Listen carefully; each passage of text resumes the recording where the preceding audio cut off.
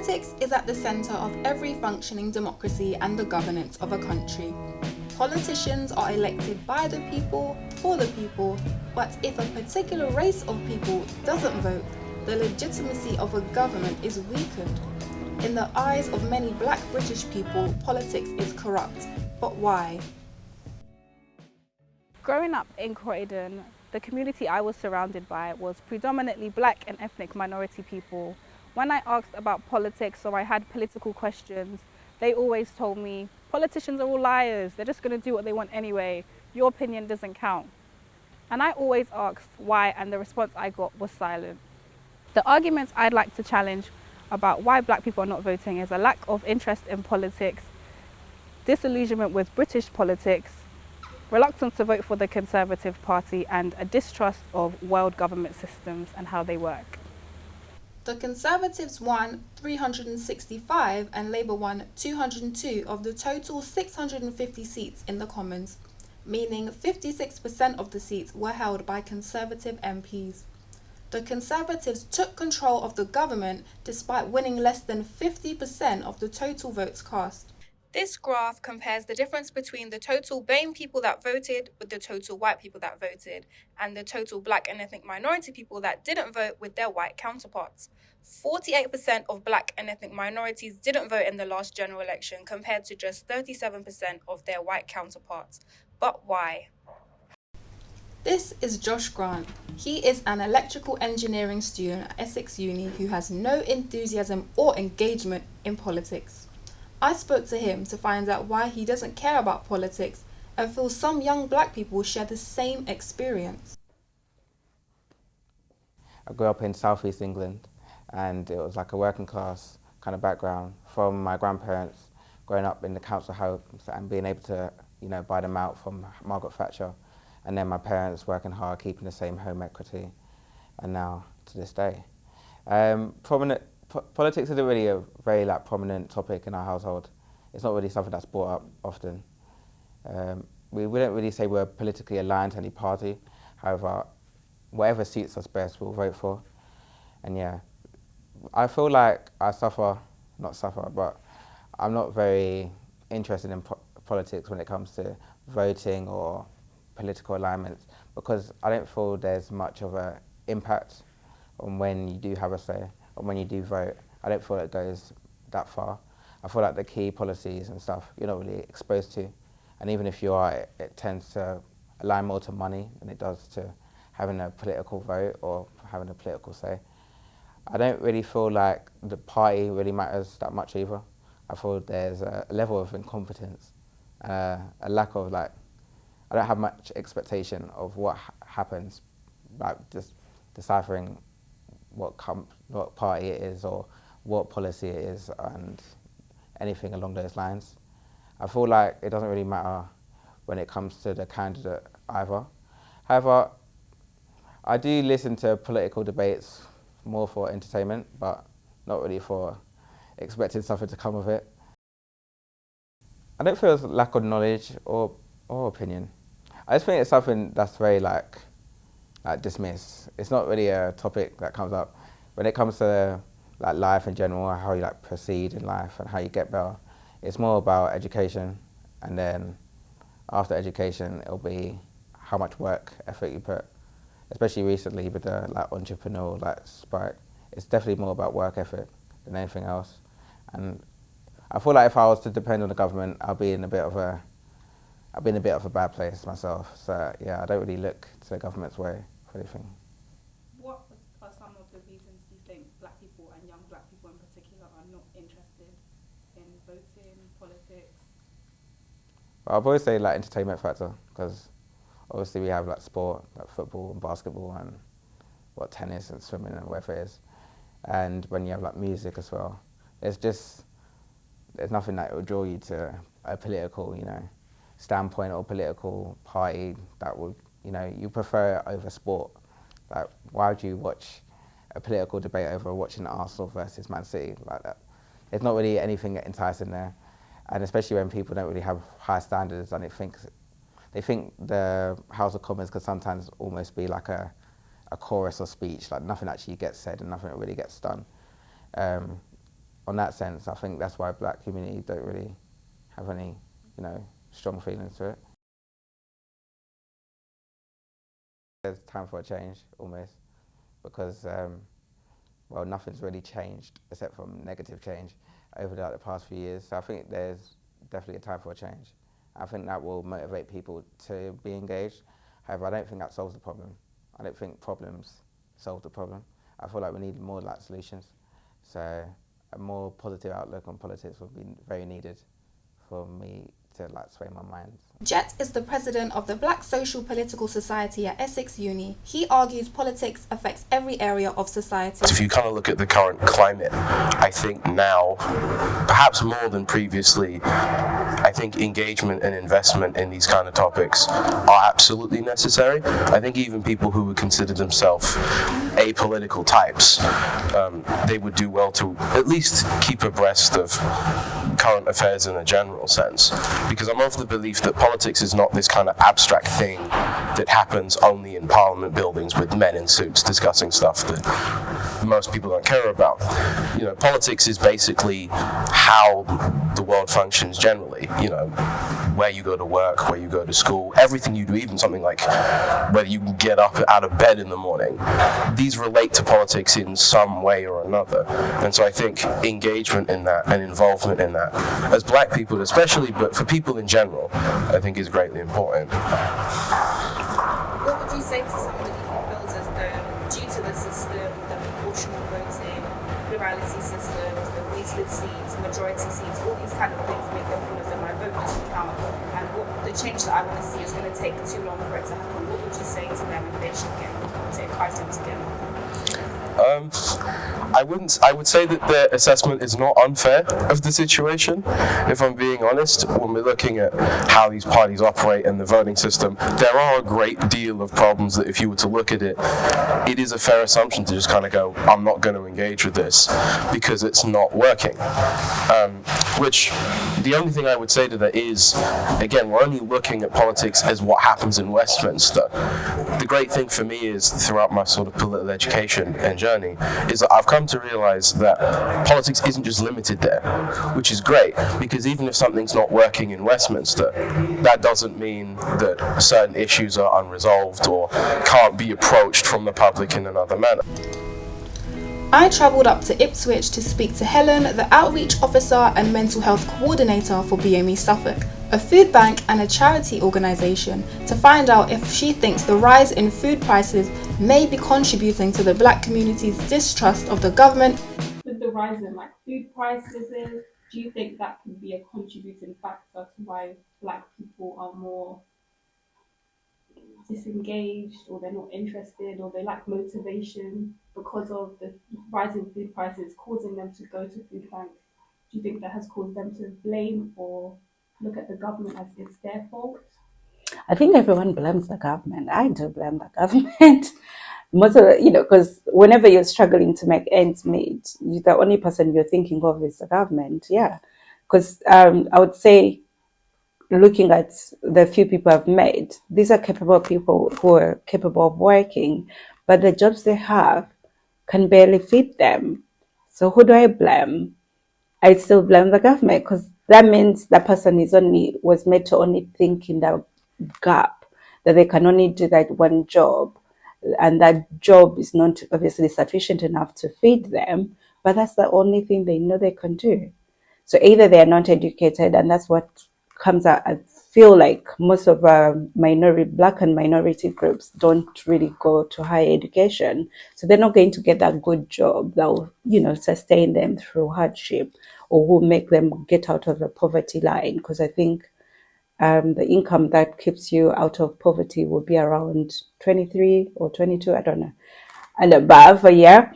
So 23,000 a year. So if someone is getting a job, they're doing care work, and basically I think that is about 18,000 a year. I don't know, really have taken so long without doing care work, but yeah, those kind of jobs are not sufficient enough for someone to be able to feed their family and also cater for their bills and everything so the only person they can blame is the government. My Life, My Say is a non-partisan youth-led charity which teaches young people about the British political system, registering to vote, and joining political conversations. Remy Olokan is the social media lead for the organisation.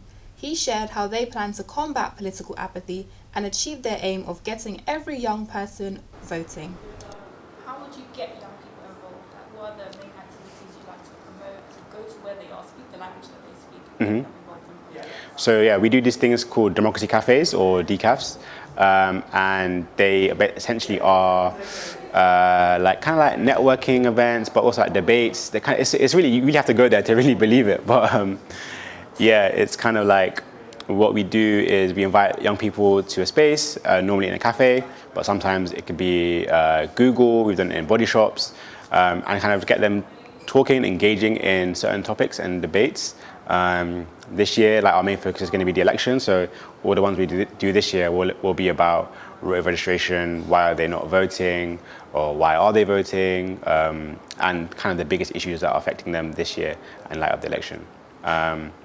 And to answer your question about kind of how can we speak to young people, it's more about, because we are like a kind of a youth-led organization, so like myself, I'm only 25, Dan, one of my colleagues, is 22, Haley's 27. A lot of young people are engaged, and we have also this thing called the Squad and our Squad Leadership Program. So we kind of get young people from like 18 to 24 actively involved in our stuff, like kind of coming here like yourself, coming today and kind of being around us. We give them workshops, leadership training, so that they can take the skills that we can give them and go to their communities and then like kind of become activists in their own local communities and kind of do the same thing that we're doing, but like in a more localized area. Because obviously we're just one organization, and there are loads of organizations doing the same thing, but it's hard to reach every pocket and every corner of the country or the world. So we hope that we give young people the skills to then take it home and then kind of tell their friends, tell their schoolmates, tell their classmates at uni or whatever, and then kind of have that kind of knock-on effect. The Voice newspaper conducted a poll of more than 10,000 Black Britons to find out their opinions. 45% of their respondents said they are not really proud to be British. Nearly 7,000 in the survey said they believe the government is definitely not taking enough action to solve the issues Black people are facing.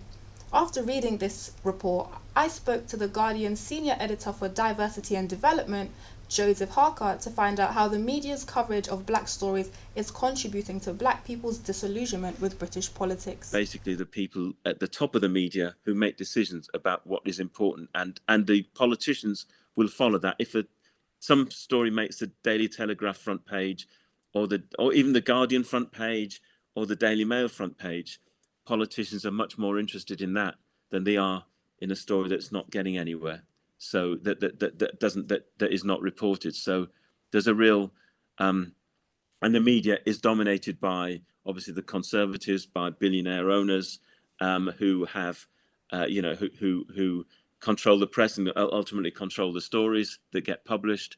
And so that's it becomes something, and so you need extreme events ultimately to get through, to cut through, to get much of the main leading media organizations to take notice. For example, when we think about Stephen Lawrence, do you know about Stephen Lawrence? And I assume and his murder.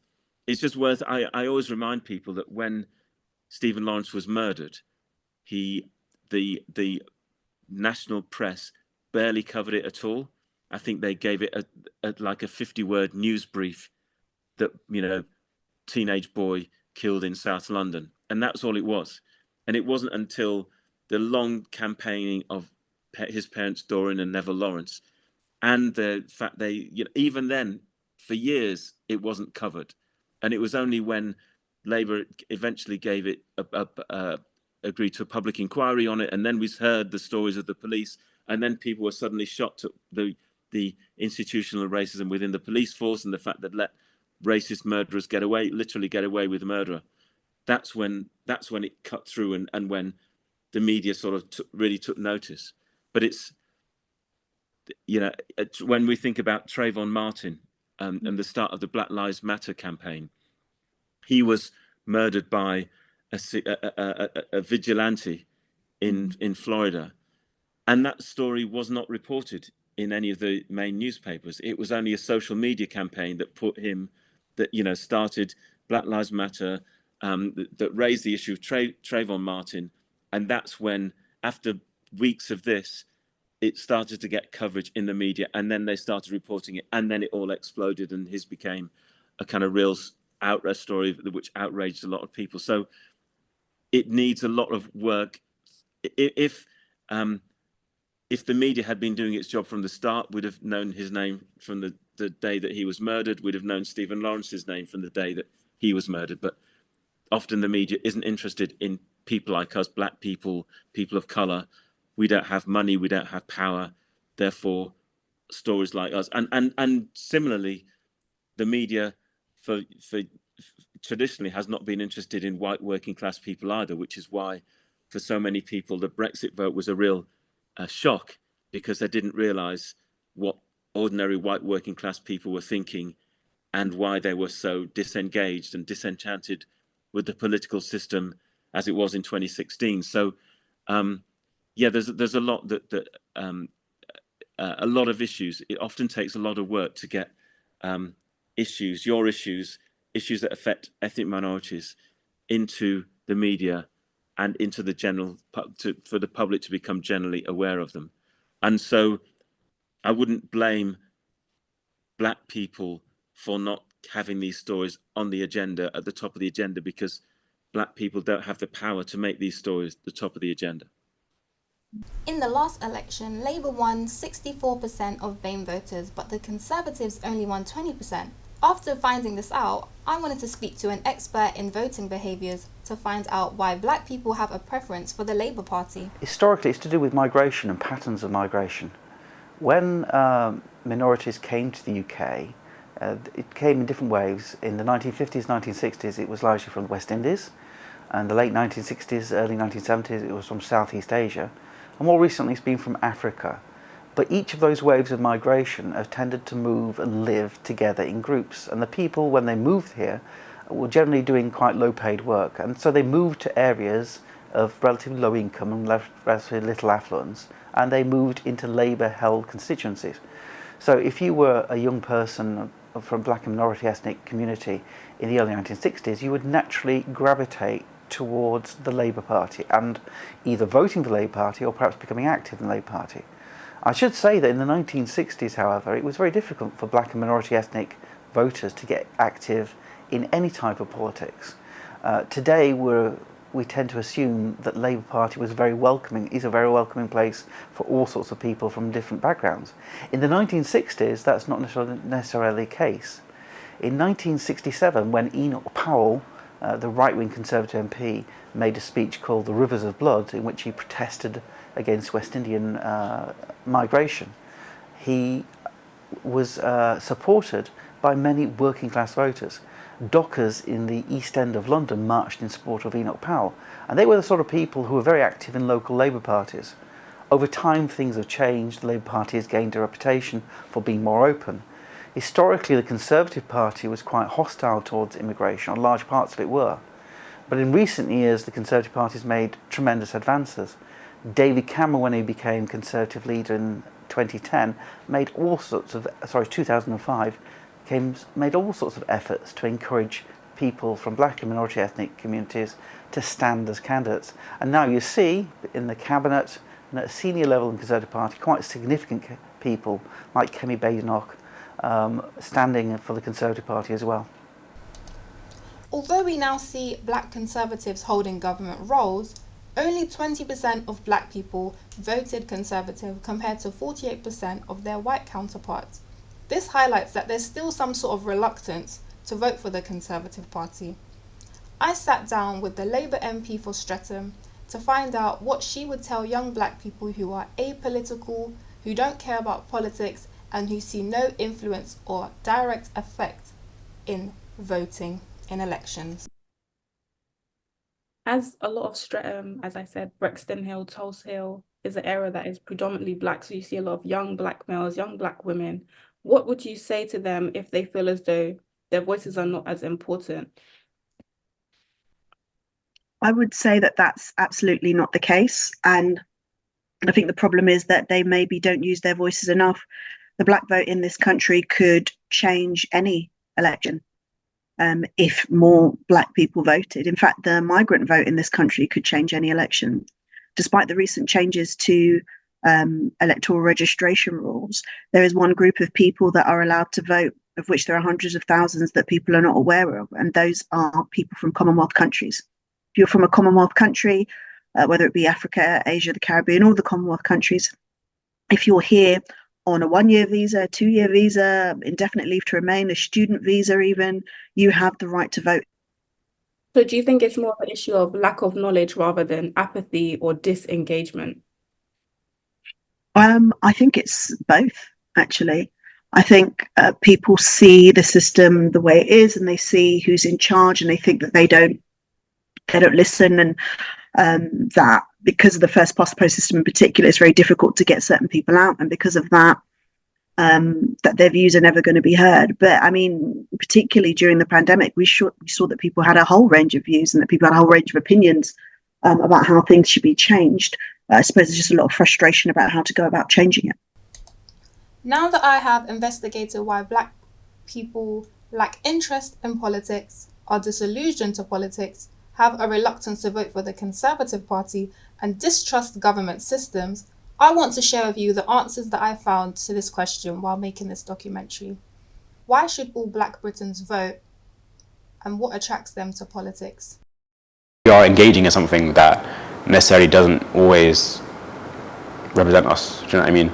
And I think that's kind of how we get representation. I mean, if you look at most of the gains throughout history, you look at the major ones, you know, decolonization, votes for women, civil rights movement, none of these happened in Parliament. They didn't come about because parliamentary MPs, through their own benevolence, said, right, we're going to pass bills that will concede to demands of people, regardless of what those demands were. Those were fought for, you know, in the streets, whether it, you know, through protest or through marches, but also just in the day-to-day life of people engaging with and educating themselves and thinking about these issues. And so even if Parliament isn't working, which I would say it's not overwhelmingly, that doesn't mean that there's no way to approach these and there's no way to almost force the hand of MPs to actually start moving in the way that you want them to.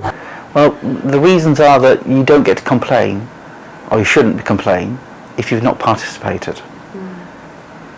If you have not participated in forums in terms of voting in local elections or voting in national elections or signing petitions or engaging in the democratic process and accepting that you need to communicate in a certain way, not just grumbling to your friends, but you need to have a conversation with people outside your social group and milieu so that they know what you're thinking and they can appreciate what you're thinking. I think it's really important that people are registered to vote in the first place, because it does show their intention to vote, and also it's something that politicians definitely look at. I think one thing that people don't know about registering to vote as well, and I like to tell young people when I visit them at schools, particularly those that might be more apathetic, for them to understand that is important for a number of reasons, but also it helps improve your credit rating. It makes a difference if you are on the voters register. It shows that, you know, creditors, for example, can find you wherever you are if you consistently, wherever you move to, make sure that you're registered to vote there. I think it's important for black people to vote in order to have our voices heard in some way or another. I don't think that we have to slavishly vote for one of the two main parties. I think sometimes a vote for one of the smaller parties will have just as much, you know, have real significance and have real power. If the Greens or the Lib Dems or the Scottish Nationalists or whoever, you know, gain a surge because of the way that black people are voting, then that will be noted by political establishment. You know, we see UKIP, the whatever it's called, the Brexit Party, now the Reform Party. We see it's never actually it's never actually elected a single MP. But but they have a lot of power because people know that they are, even in small numbers, people know that they can swing elections and local elections and parliamentary seats. So I think if people notice that, what if they notice that all black people are voting for the Greens, or that they, you know, or something like that, then that would be quite a thing. And even if it doesn't affect your own MP and they don't get elected, that there's still a sort of power in having your voice heard. So, and that would be. But I think it is important for people to turn out and to, you know, to make their voices heard, because it is the only opportunity we get, and it's only once every 5 years. So it's a rare thing, and it has massive implications. After making the documentary, I interviewed university student Josh Grant to see if his opinion on politics had changed. So after watching Black Political Apathy, Why I Don't Care, what are your thoughts on politics now? Well, from a more positive outlet, I found there were some key takeaways and some good opinions and insights that came from people like the Black Political Society person called Jet, and Democracy Cafe, and even like the charity works and stuff like that. There was a key point where it said about politics isn't all about what's in Parliament and what's in Westminster. It's also about what happens in the discourse in the streets and what happens in communities and stuff like that.